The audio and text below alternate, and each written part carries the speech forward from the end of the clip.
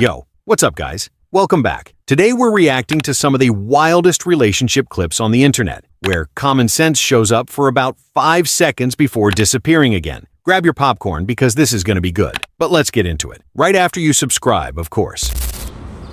I'm really wondering if there's any men out there that can appreciate a blue-collar woman. A 40-year-old woman, single, ain't got no kids. I work damn near 60 hours a week. I don't ask for money. I got my own money. I got my own place. I got my own truck. The only debt I have is my rent and my truck. That's it. Old school, cook, clean. I think I need to look for a wife, because these men out here, I have not found one yet that can truly appreciate what I bring to the table. Bro, on paper she sounds like exactly what the internet keeps saying men want. No drama, works hard, cooks, cleans, financially responsible. Then she drops the line. Maybe I need to look for a wife. Nah, that's comedy gold. The crazy part is she's blaming all men after admitting she hasn't found one that fits. Sometimes it's not that nobody appreciates what you bring to the table. It's that the table is in the wrong restaurant. And there it is. I met him after 2 divorces. Here's my bare minimum list in a relationship. Oh no. He pays for our apartment, groceries, cleaning, and our daily cafes and restaurants. He buys diapers, toys, and everything our baby needs. It's not his baby. She had 2 kids from 2 other marriages, and she met him during her 2nd pregnancy. He gets up at night with the baby. No drama. On the nanny's day off, he takes the baby out in the morning so I can sleep. It's your child. Why aren't you as the... Anyway, he supports my blog and business. He can cook breakfast and feed us, and he does not expect praise. He knows which diapers, what size, where to buy them. He can do laundry, take out the trash, and handle daily tasks. What the hell do you do? He cleans up the house. He buys everything. He takes care of your children. The nanny plays the role of the mother when you're the one that's supposed to be doing it. You don't cook. You don't do your own laundry. You don't do anything. I am not naive. Our relationship isn't perfect, and neither are we. I don't believe in forever anymore. You have a worshiping simp, and you're still not happy. And she's a psychologist, by the way. Just before you go and pay a therapist, keep in mind, this is who your therapist is probably going to be. That is so tough. Bro is basically running the deluxe husband subscription for somebody else's entire family. He pays the bills, buys the diapers, wakes up at night, cleans the house, cooks breakfast, supports her business, and she's still talking about bare minimum. Nah, this is insane. At this point, he's not a boyfriend. He's an unpaid life support system. And the cherry on top? She's a psychologist. Imagine paying for relationship advice from someone who thinks do literally everything is the minimum requirement. Crazy. There's no way in fucking hell that every single one of you bitches is a victim of an undiagnosed narcissist. No way in hell everyone is a damsel in distress. We gotta start considering maybe he's not a master manipulator. Maybe he's not overly calculated. Maybe he's not an undiagnosed narcissist devil. Maybe I'm gullible and stupid and dumb, and maybe I just really want to be loved. Like, please, half of you bitches manipulate yourselves, and I'm not even kidding. He doesn't even have to lift a finger. The majority of these men, I think y'all are forgetting, the majority of these men are too stupid to do any of that. If you gave some of these men a week to figure out how to be calculated in the perfect way to get you, they still couldn't fucking do it. Some of them, yeah, duh. Most of them, not really. He's too stupid, but you're too stupid in a different way. He's too stupid, but you're also too fucking stupid. This is crazy. If you're one of those girls that say, oh, my situationship, you deserve anything that's gonna happen to you. Finally, somebody said it. The internet acts like every ex is some mastermind chess player with a PhD in manipulation. Bro, half these guys can barely reset their Wi-Fi password. The crazy part is she's basically saying some people create their own fantasy because reality is less exciting. That's the gotcha moment. Sometimes it isn't an evil genius. It's just 2 people making bad decisions. Accountability? On social media? Nah. I almost dropped my phone. These girls get on the internet where they know they share a platform with all of these freaking teenagers that have to grow up And they think that all you have to do is be pretty, get a BBL, get lipo, and then dudes are going to trick on you. What these girls are not telling you is that they're selling it. Pum Pum is for sale. And they're not telling you how many dudes they sleeping with. They're not telling you how they time run out with one nigga for 3 months and then they go to the next one. Next buyer's up. They not going to tell y'all that. They not going to tell you that until they dry out. The money dry out. Like, it's just them giving it up until the nigga stops spending money and then they go to the next dude. That is not a life to live. We need more women on these platforms encouraging these girls to go to school, encouraging these girls to go be somebody, to make their own bag and their own money so they don't have to beg a man to buy a purse. Hello? Do you know how pathetic that is? Granted, if you're dating someone that really genuinely likes you and he happens to have a bag and he's spending money on you, that's a whole nother thing. But there are a collect group of influencer internet women that get on here and say, this is how you trick. They telling you how to sell it, baby.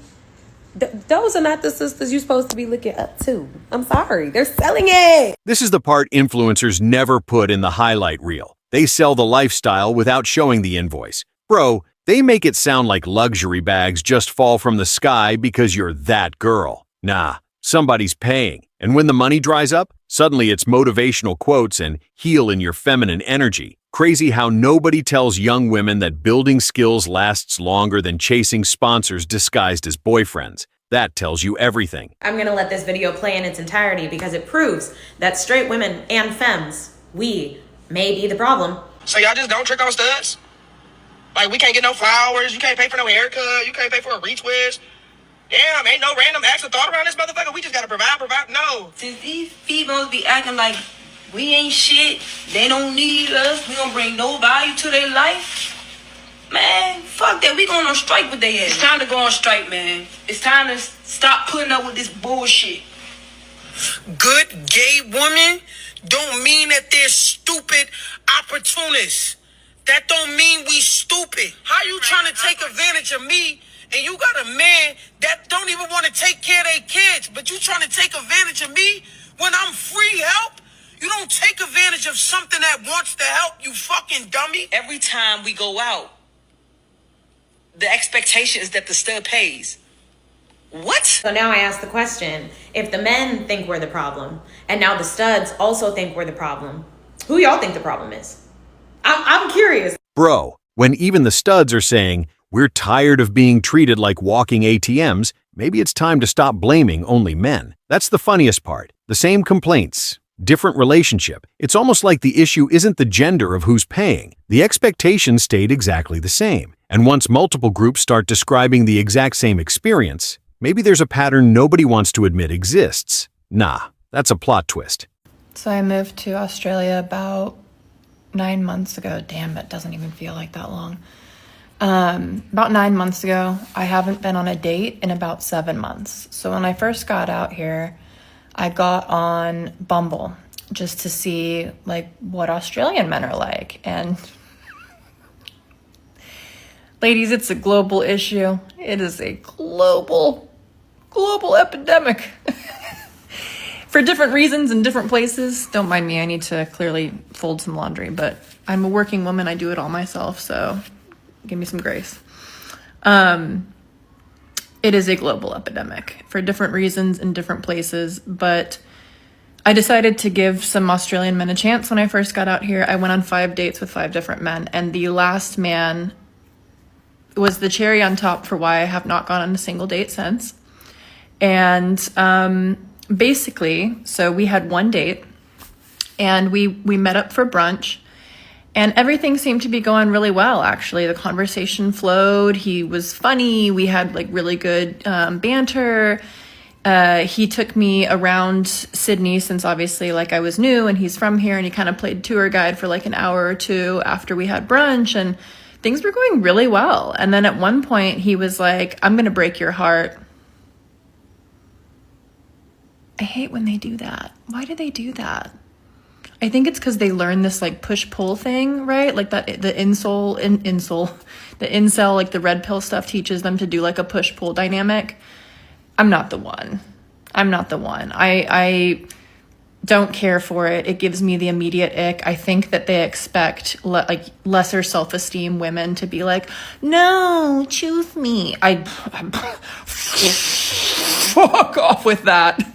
I'm not the one. So when he said it, I was like, things were going so well. Why did you have to say that? So I'm like, why do you say that?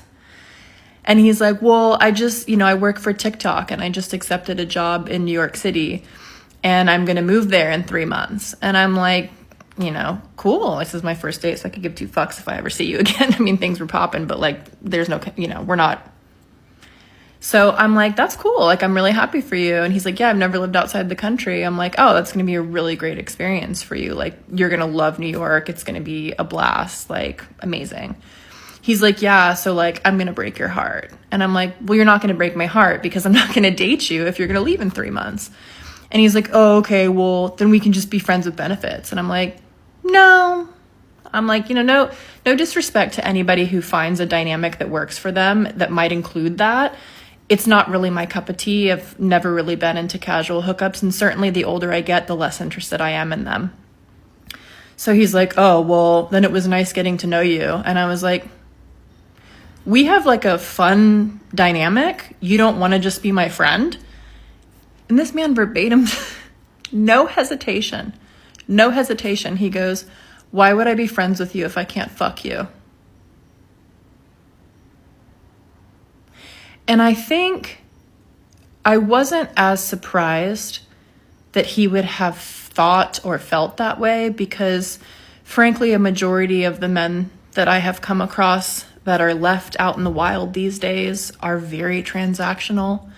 And so it makes sense to me that he would only want to spend time with me if he was getting something from me. That's just what I've seen these days. But I think what took me aback was the fact that he felt so emboldened and so like it was okay to say out loud and to me with no consideration for how that might make me feel, for how blatantly obvious that would make me seem like an object to him.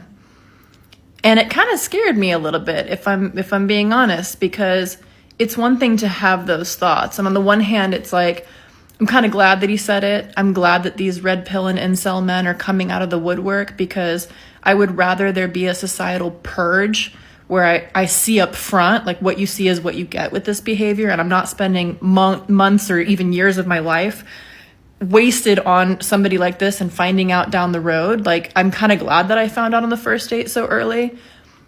I also feel like if you feel comfortable saying that, it's because you are so comfortable in your position in society and you so see women as an object that isn't even either flagged to you as a problem or you don't give a fuck if it is. And that to me is scary. That to me is you could care less about how somebody it feels after you say something like that, because they are an object to you and because they are only worth what they can give to you. And I just, and then it's like, God, what was it, a week or two ago, maybe even sooner? A girl says no to a man and she gets her head stomped into the ground in New York City. And this is not this entitlement that men have to women's bodies. And I say men, speaking specifically, I need my people watching this to have discernment. I say it about the men that behave this way. I know there are good ones out there, so have some discernment. When I say men, it's easy to make a blanket statement to include all of what I mean. Sometimes when you put on a blanket, there's toes hanging out, there's a foot hanging out, there's an arm hanging out. So maybe it doesn't cover the whole body. So the blanket statement, I don't even need to explain myself. I know there are good ones out there, but I am seeing less and less of them. And it's scary because the ones that are becoming more and more the majority are feeling more and more emboldened. So I say all of that to say, women clock that shit early and often and run when you see it, because it will not get better. It will not get better, I promise you. And it always starts with words before it becomes physically abusive. This story starts normal, then turns into a full documentary about Red pill ruined dating. The guy was honest. I'm leaving in 3 months. She said no. Fair enough. He offered friends with benefits. She said no again. Also fair enough. But then he drops, why would I be friends with you if we can't sleep together? Bro, that's socially tone deaf, not some 4D chess alpha strategy. And somehow, this becomes proof of a global male conspiracy. One awkward dude says something stupid, and suddenly every man is part of the same secret organization. Nah, that's one giant leap. Two people wanted different things. The date ended, and the internet turned it into the season finale of humanity.